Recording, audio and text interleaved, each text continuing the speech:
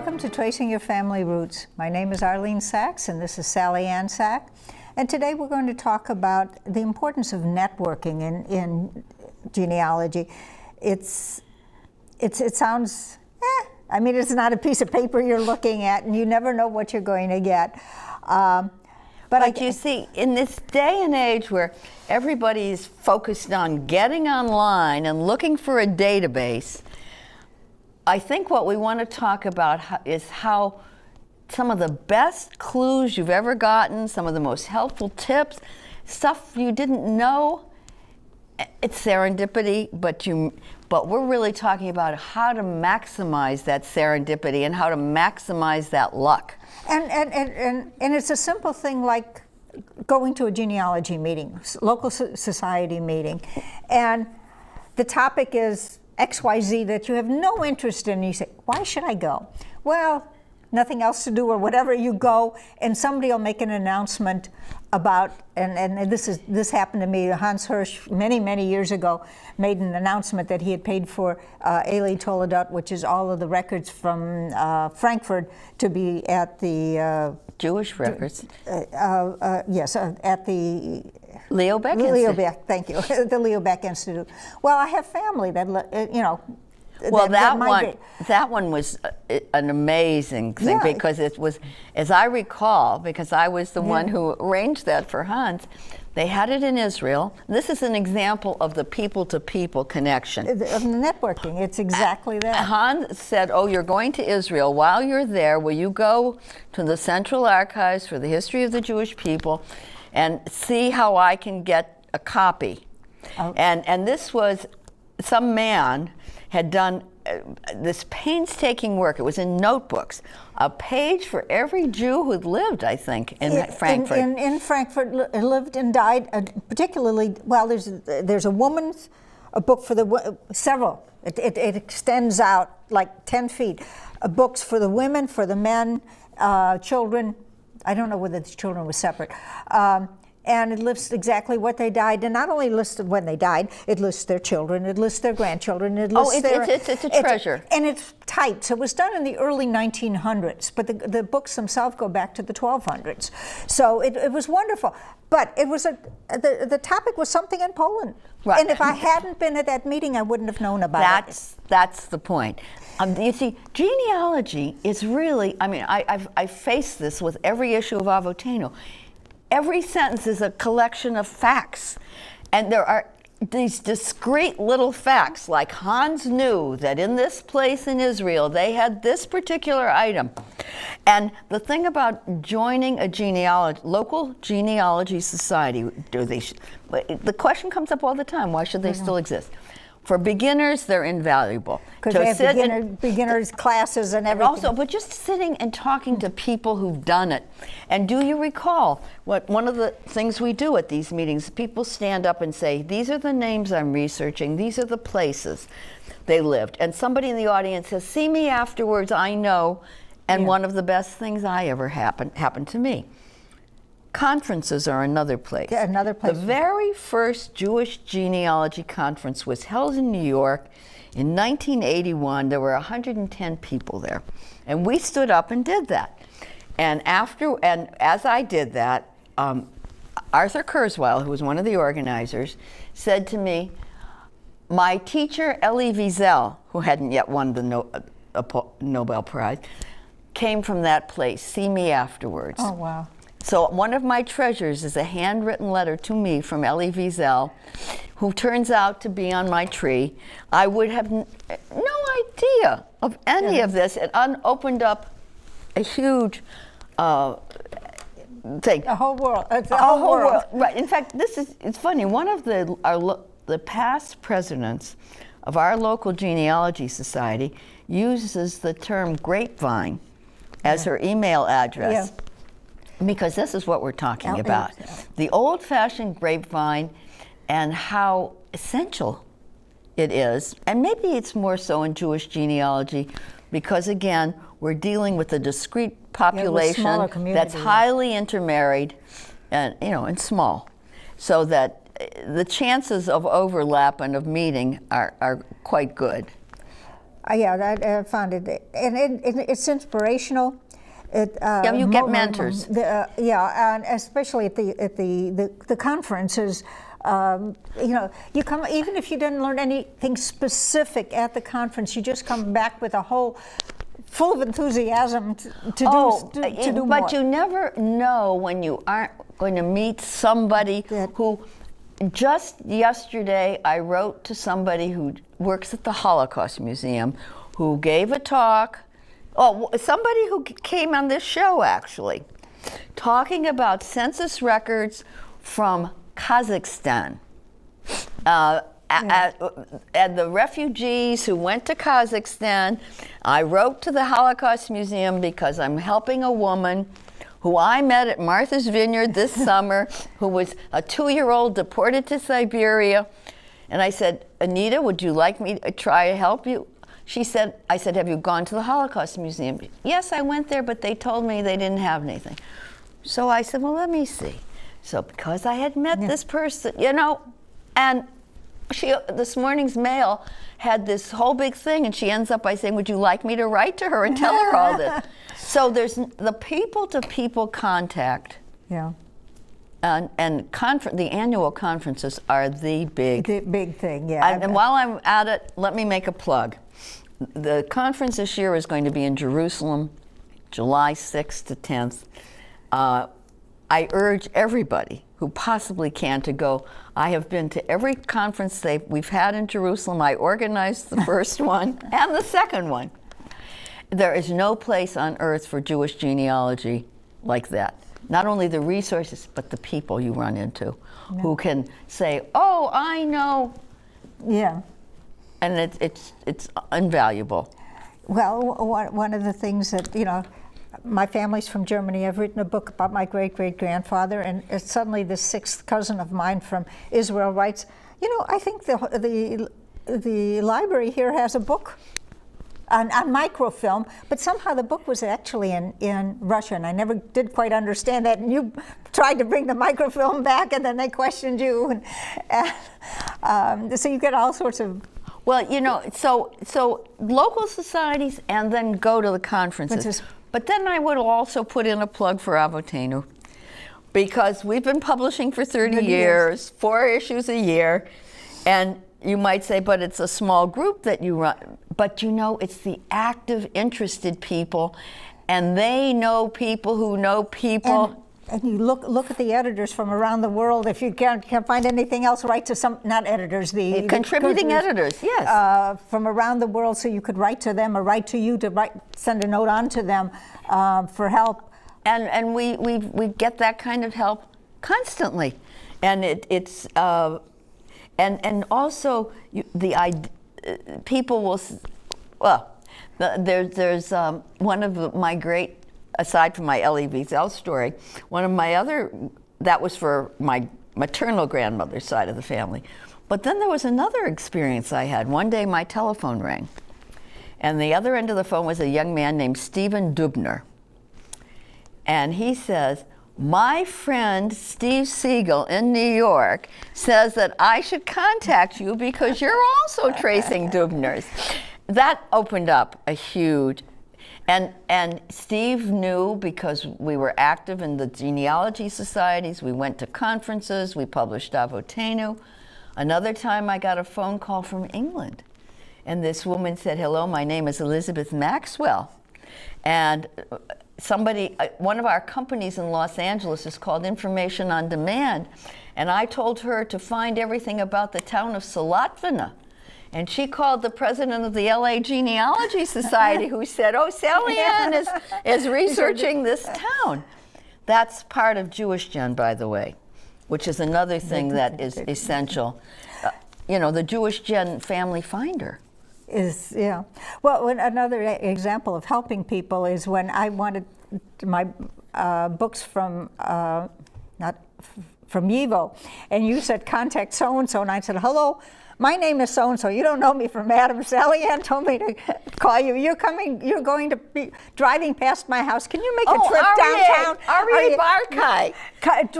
Take these books. So he had to take these books. He had to take a special train to carry all these books home, and then he stopped by my house and dropped off the books. I mean, where are you going to find a stranger that'll do that for you? Well, that's the other thing that is quite amazing to me is the helpfulness.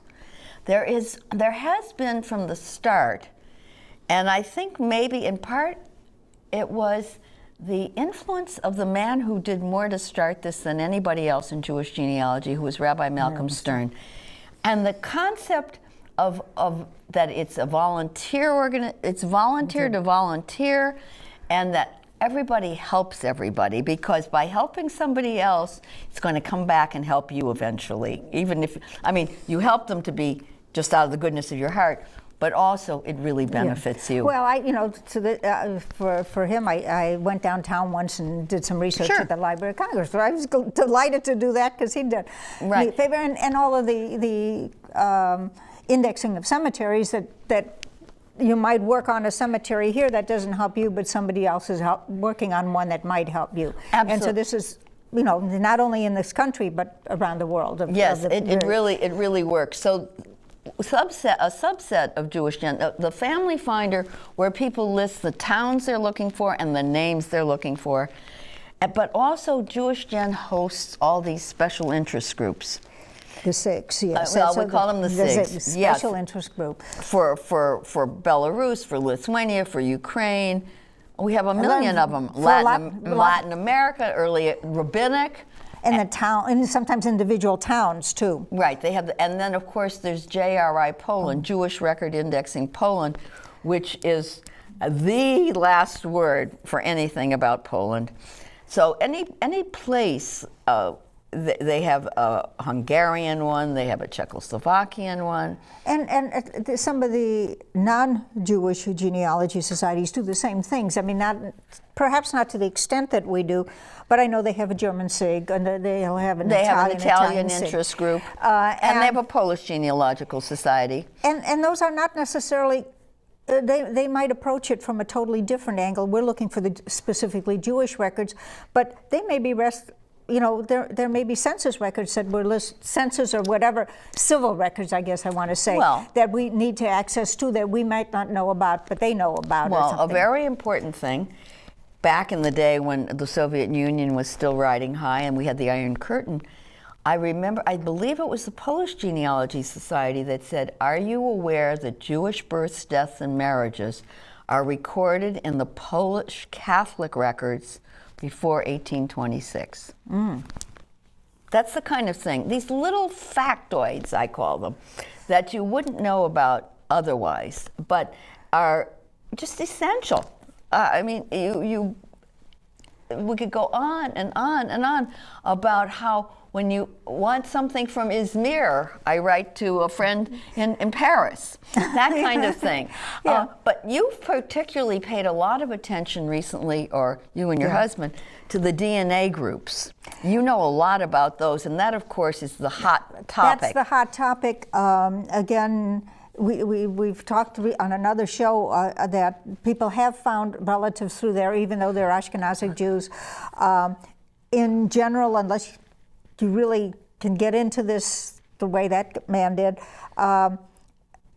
some of the things aren't as, the autosomal testing is not quite as good for Jews, but they have special interest groups for towns, for countries, for haplogroups, which means that you're already matching on the type of DNA you have. That would be for Y chromosome.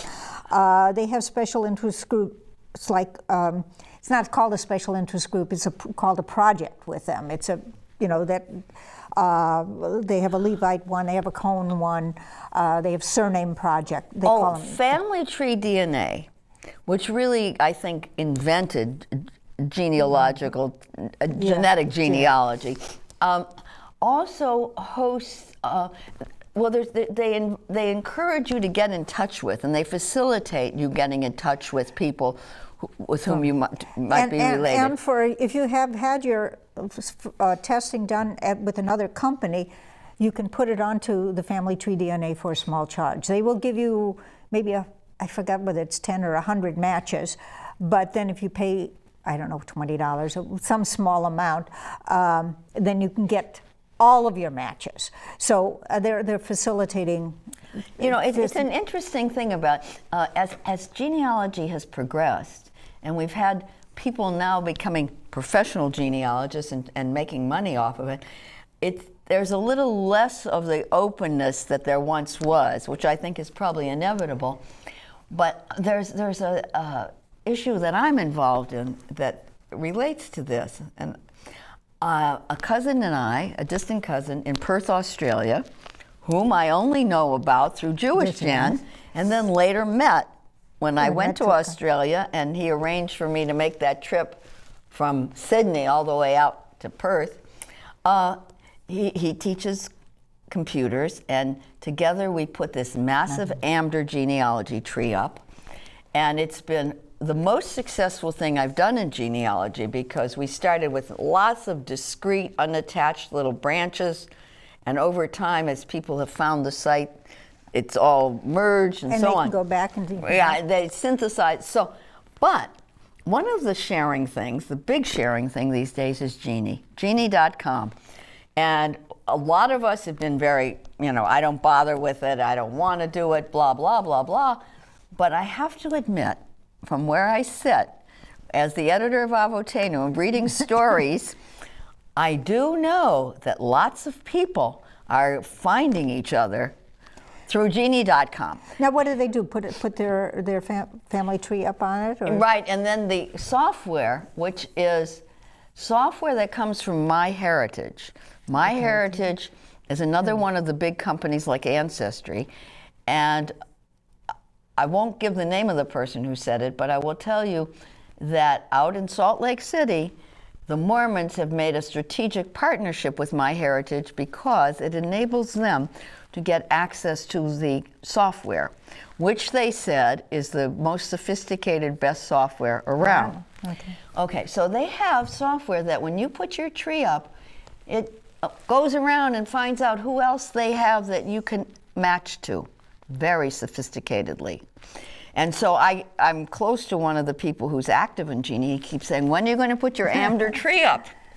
And my cousin out in Australia doesn't want to do that because Genie makes money off of, they don't make that much, or MyHeritage makes money, because if you want the advanced access like on Ancestry, you pay extra. I don't know. I have to say I'm leaning, I wish I could convince him to put the AMDR tree on, because I know that it's the magnitude of connectedness is going to be tremendous. I have a problem with that. What's your problem? It's privacy. I mean, I found my tree on that somebody, I gave my things to somebody else who gave them to this other person, not thinking that this guy was going to put them all on, and it's everything. My sister was upset. She said, I just found my name on there. And how did this guy get, and I know the information came from me because nobody would call my grandmother Oma, which means grandmother in German, unless it was me. It was just me and my sister is absolutely nothing to do with genealogy. So I know that data came from me. Could not have come from anybody else. And yet he put that's one of the things they're working on, because we mentioned in another show Alan Farhi's Flower of the Orient Sephardic tree. He was the first to run into this privacy thing, and whenever anybody says please take a name off, it comes off. And also they're studying whether or not to not list any living people, which is, so the question of how you do that. If you don't list the living people, then you have no way of contacting them. If they list the living people, plus their ancestors, how many places like a bank say, what's your grandmother's maiden name or your mother's name? Well, there it is, all out there. And that's what, Do you remember that article in which who was it that wrote, maybe Alan, or it's been in a couple of times, they've analyzed how your identity gets stolen. Oh, I know. One of the hot groups in genealogy is the Records Access Group. The National Genealogical Society, the Federation, and the International Association of Jewish Genealogy Societies are all very aware of this business where states are restricting access to records and so on. And they claim that they have studied it, and people's identity hasn't been stolen through genealogy. It's stolen through Sony or something like Oh that. my heavens! Yes, I mean it's. But somebody's going to do it. It's out there, and with all the hackers. Well, and then everything, the question is. That's what bothers me. Yeah, but can you stop it?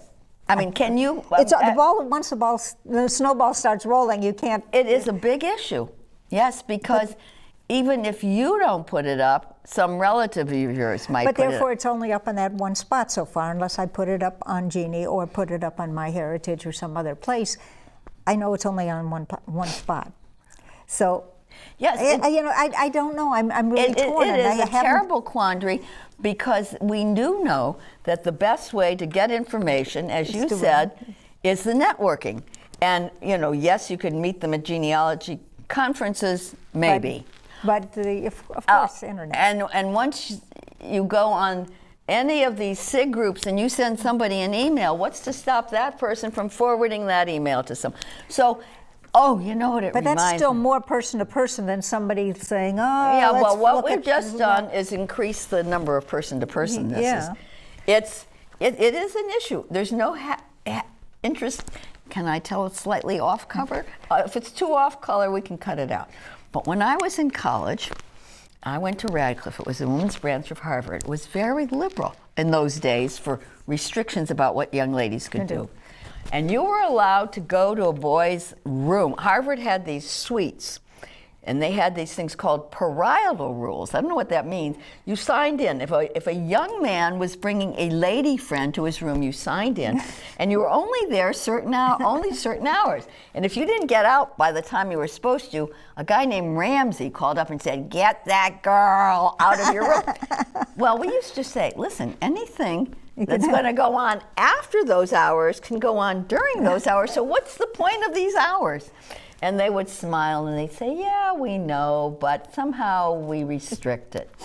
Well, it's kind of the same thing here, It's going to happen. Well, it's what's happened with the internet is that we now have a mechanism for sharing information on a much larger scale. And I think what you've touched on is really a question maybe of ethics, but it's the whole privacy issue in genealogy is huge, isn't it? I'm not so worried about the ethics of those that are doing the genealogy. I'm worried about those that have no ethics, that don't care, that get into this. Well, just make sure that on your homeowner's insurance you have the kind of coverage that if somebody steals your identity, you're covered and not liable for anything.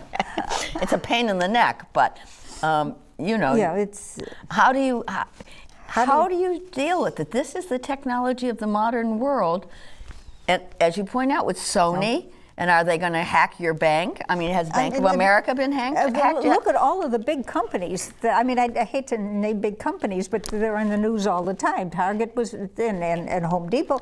I mean, these are the places that everybody shops and buys things constantly. So then does it make sense to say I'm worried about the privacy of Jeannie? In a way, because it's a whole bunch. And so you get a new card and all of that.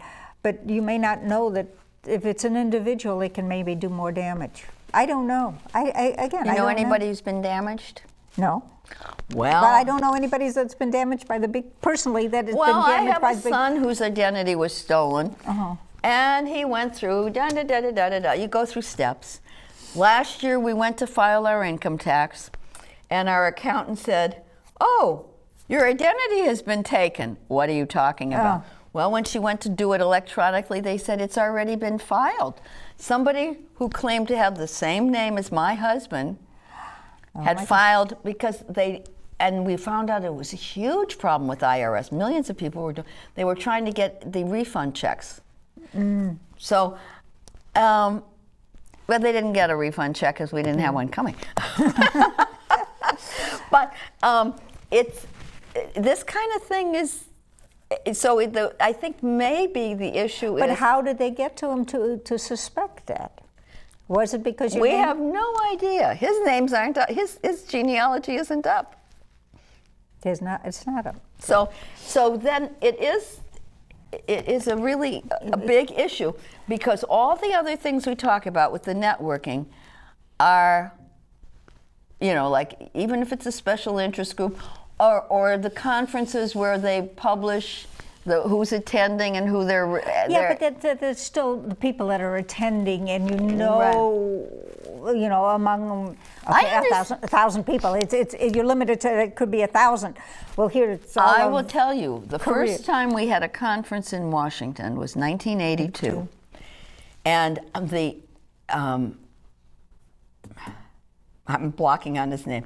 The fellow in California, who I know, Douglas Goldman, had just established the Goldman Genealogy Center at the Museum of the Diaspora in Israel. And we were all being encouraged to submit our genealogies. Did that. And at the end, as we were showing that film and talking about it, a young man stood up, a young man from Canada, an archivist, and said, "I'm not going to do that. One of my brother has married a non-Jewish woman. I'm afraid that if that goes there, and if one of my nieces or nephews wants to get married, they're going to say they're not Jewish." And so that the issue of who's going to see this information and how is it going to be used has been with us from the beginning. And you wonder. I wonder if that man has ever changed his mind. I don't know. But you sort of wonder if that's the way to go, the restricting of information, or do you disseminate the information and try to think of ways to keep yourself from being harmed by it? There's one thing about restricting your own information. There's something else about restricting other people's information, and I know of a case where that is done, and I really, really disagree. What is done? Restricting of giving some information that they thought might be harmful to the people, even though it's their own family. And they let it out. Well, they don't let it out. What about the time I published this book in 1980, and we put in everything everybody told us, and the first thing that happened is we got an irate phone call from somebody who said, "Turn to page such and such and read what it says there. Read it out loud." And what did it say? It said somebody's name, and then it said adopted. Oh, and then they and she raged and said, "Who told you that?" Oh. Well, is it not true? Yes, it's true. Well, what's the problem? Well, we told him what. Did you never tell him he's 35 years old? We got to stop. Yeah, that's. What do you do? They should have been told. We asked her. She said he was told when he was